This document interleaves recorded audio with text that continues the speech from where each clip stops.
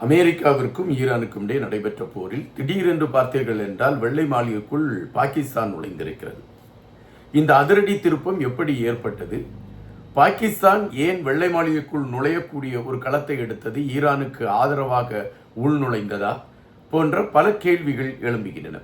சில நேரங்களில் சில கேள்விகள் நமக்கு அதிர்ச்சியை தரலாம். இப்படி நடந்திருக்குமா என்கின்ற ஒரு எண்ணத்தை கூட கொடுக்கலாம். ஆனால் ஒரு களம் மாறி நிற்கின்ற பொழுது சில விடயங்கள் நடந்துதான் தீரும் என்பதைத்தான் நாம் இங்கு பார்க்க வேண்டியதாக இருக்கின்றது. தற்பொழுது கிடைத்திருக்கக்கூடிய செய்திகள் அதனை முன்னிலைப்படுத்தக்கூடியதாகவே இருக்கிறது. எனவே நாம் அந்த செய்திகளை உள்வாங்கிக் கொண்டுதான் இன்று இந்த காணொலியில் பேச இருக்கிறோம். எனவே காணொலியை கடைசி வரை பாருங்கள். இதில் பேசப்படுகின்ற செய்திகள், அதில் எடுத்து வைக்கக்கூடிய கருத்துக்கள் அனைத்துமே கண்டிப்பாக ஒரு புதிய செய்தியாக கூட இருக்கலாம் என்றுதான் நான் நினைக்கின்றேன். அதாவது அமெரிக்காவில் பல பத்திரிகைகள், பல செய்தி நிறுவனங்கள் செய்திகளை வெளியிட்டு கொண்டிருக்கின்றன. அந்த செய்தி நிறுவனங்கள் ஒரு 2-3 நாட்களாக ஒரு குறிப்பிட்ட ஒரு செய்திக்கு முதன்மை கொடுத்து அவர்கள் செய்திகளை வெளியிட்டு கொண்டிருக்கின்றார்கள். அந்த செய்தி என்னவென்றால், வெள்ளை மாளிகைக்குள் பாகிஸ்தான் நுழைந்திருக்கிறது என்கின்ற ஒரு செய்தியை அவர்கள் தொடர்ச்சியாகவே எடுத்து வைத்துக் கொண்டிருக்கின்றார்கள். அப்படி என்றால் இதை குறித்த ஒரு தேடல் நாம் எடுக்கணும் அப்படிங்கிற ஒரு எண்ணம் மனசுக்குள்ள வருது. எனவே அது சார்ந்த ஒரு தேடலைத்தான் நம்ம எடுத்திருக்கிறோம்.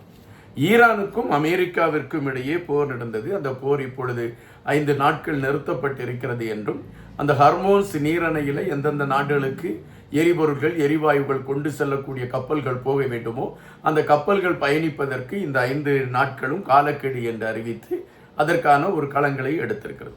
இந்த சூழலில் ட்ரம்ப் அவங்க என்ன குறிப்பிட்டிருக்காங்கன்னா, இந்த போர் நடத்தக்கூடிய களத்தை நான் எடுக்கலை, அமெரிக்காவின் பாதுகாப்பு அமைச்சர் தான் நம்ம ஈரான் மீது போர் தொடுக்கணும்னு சொன்னார், அவருடைய கருத்துக்களை நாங்கள் வாங்கிக்கிட்டு தான் இந்த போரை நாங்கள் எடுத்தோம் அப்படின்னுட்டு ட்ரம்ப் அவங்க சொல்லியிருக்காங்க. இது ஒரு புறம் அரசு புரசலான பல செய்திகளை கொண்டு வந்துட்டு இருக்க அதே நேரத்தில் பாகிஸ்தானை மையப்படுத்திய ஒரு செய்தி பரபரப்பாக பேசப்படுகிறது. அதாவது பாகிஸ்தானுடைய இராணுவ தளபதி ஜூன் மாதத்திலையும் செப்டம்பர் மாதத்திலையும் அவங்க ட்ரம்ப் அவங்கள போய் சந்திக்கிறாங்க.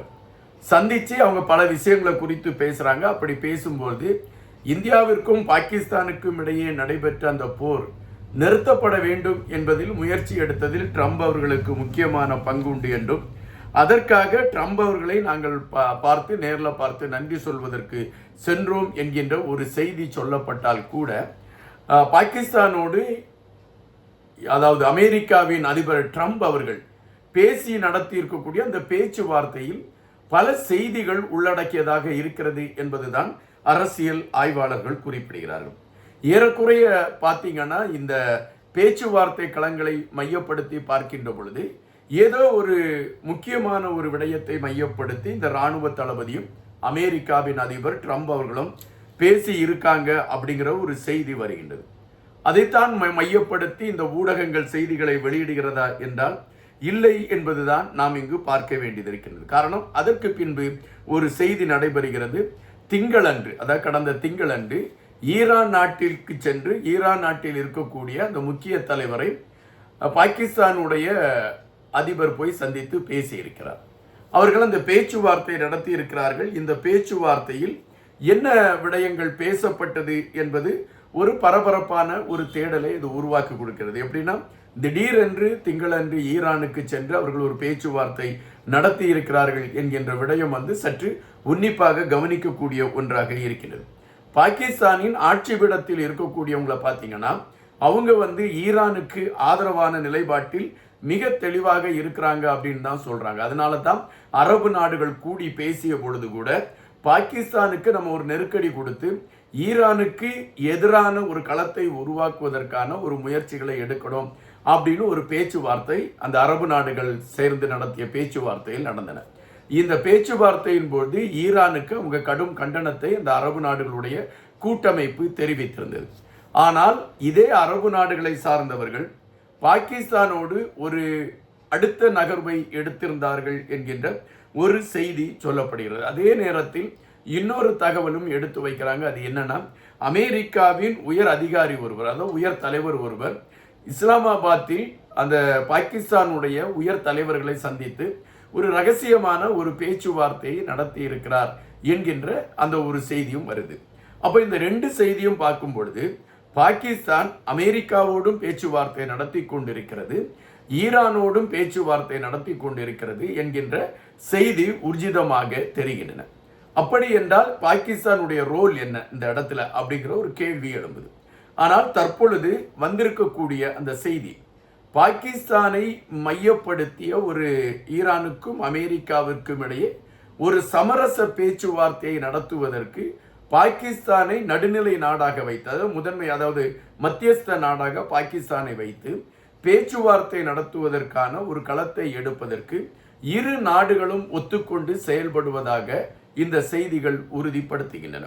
ஊடகங்களும் இந்த செய்திகளைத்தான் முதன்மைப்படுத்தி, அந்த ஊடகங்கள் என்ன குறிப்பிட்டிருக்கிறது என்றால், இந்த செய்திகள் சில நாட்களுக்குள் பாகிஸ்தான் தலைமையில் அமெரிக்காவும் ஈரானும் பேச்சுவார்த்தை நடத்தி போரை நிறுத்துவதற்கான ஒரு களத்தை எடுப்பதற்கு வாய்ப்புகள் இருக்கிறது என்கின்ற ஒரு செய்தியை அவர்கள் வெளியிட்டு கொண்டிருக்கின்றார்கள். அப்படி என்றால் இது எப்படி சாத்தியப்படுகிறது? ஏன் பாகிஸ்தானை தேர்ந்தெடுத்தார்கள்? பாகிஸ்தான் அவ்வளவு வலிமையான நாடா, அல்லது பாகிஸ்தான் இரு நாடுகளும், அது ஒரு வல்லரசு நாடு, இன்னொரு கோபக்கணையோடு இருக்கக்கூடிய ஈரான், இந்த ரெண்டு நாடுகளையுமே பேச்சுவார்த்தைக்கு கொண்டு வந்து நிறுத்தக்கூடிய களத்தை பாகிஸ்தான் எடுக்கக்கூடிய ஒரு திறன் வாய்ந்த நாடா என்கின்ற இந்த கேள்விகள் எல்லாம் எழும்பிக் கொண்டிருக்கக்கூடிய சூழலில் ட்ரம்ப் அவர்களுடைய தூதர்கள் அவர்கள் ஒரு பேச்சுவார்த்தை களத்தை பாகிஸ்தானோடு எடுத்து ஈரானோடு பேச்சுவார்த்தை நடத்துவதற்கான களத்திற்கான முயற்சிகளை எடுப்பதற்கான ஒரு நடவடிக்கை எடுத்திருக்கிறார்கள் என்கின்ற செய்தியும் இங்கு பதிவாகிறது. அதைத்தான் நான் முதலிலே குறிப்பிட்டேன். அதாவது வெள்ளை மாளிகைக்குள் பாகிஸ்தான் நுழைந்திருக்கிறது என்பதற்கான களம் இதனை மையப்படுத்தியதுதான். தற்பொழுது ஈரானில் இருக்கக்கூடிய முக்கிய தலைவர்கள் பாகிஸ்தான் தலைமையில் பேச்சுவார்த்தை நடத்துவதற்கு தயாராக இருக்கிறார்கள் என்றும், அரபு நாடுகளின் கூட்டமைப்பை சார்ந்தவர்களும் பாகிஸ்தான் இதில் தலையிட்டு சமரச பேச்சுவார்த்தைக்கு முன்வர வேண்டும், அதாவது எடுத்து வைப்பதற்கு, ரெண்டு நாடுகளையும் சமரசம் பண்ணுவதற்கு முன் வர வேண்டும் என்கின்ற செய்தியையும் அந்த வளைகுடா நாடுகளுடைய கூட்டமைப்பு எடுத்து வைத்திருக்கிறது என்கின்ற செய்தியும் வருகின்றது. அதுபோல அமெரிக்காவில் இருக்கக்கூடியவர்கள், அது அமெரிக்காவின் ஆட்சி விடத்தில் இருக்கக்கூடிய ட்ரம்ப் அவர்களுடைய ஆதரவாளர்கள், ட்ரம்ப் அவர்களுடைய உயர் அதிகாரிகள், ட்ரம்ப் அவர்களால் நியமிக்கப்பட்டிருக்கக்கூடியவர்கள் பலமுறை பேச்சுவார்த்தையை பாகிஸ்தானோடு நடத்தி முடித்து விட்டார்கள் என்கின்ற செய்திகள் வருகின்றன. இது ஒரு வியப்பான செய்தியாகத்தான் உங்களுக்கு இருக்கணும். எப்படா பாகிஸ்தான் போய் இந்த ரெண்டு நாடுகளுக்குடைய பேச்சுவார்த்தை நடத்த போகுது அப்படிங்கிற ஒரு செய்தி உங்களுக்கு இது ஒரு வியப்பான செய்தியாக இருக்கலாம்.